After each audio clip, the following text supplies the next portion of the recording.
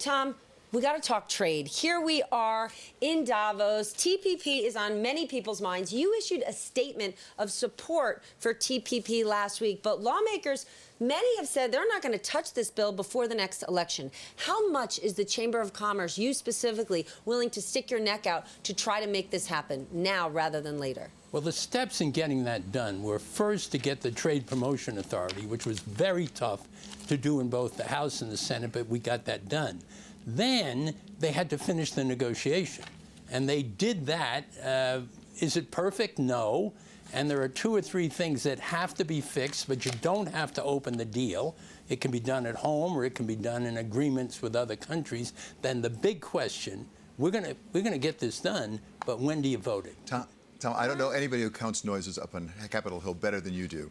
Give me the percentage likelihood before the next president we get it. I'd say it's 75%. Oh. Get it. Now, here's the deal.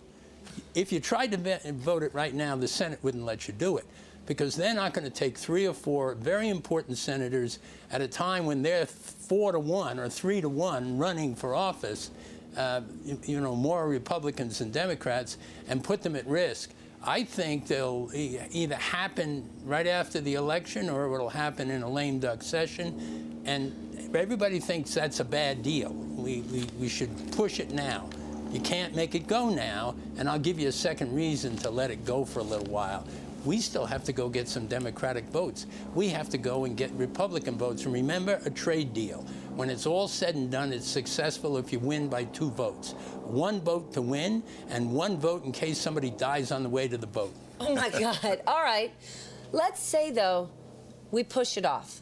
Let's say the election happens, and we have a candidate like Donald Trump, who has clearly opposed TPP. Then what happens to your position? I thought we were talking about trade. You can't talk trade without politics, Tom. You know that. Listen, this is the most fascinating primary we have ever had. First of all, 17 people in the beginning. Second of all, the citizens are sort of mad, but they haven't voted at all. We haven't had a single vote.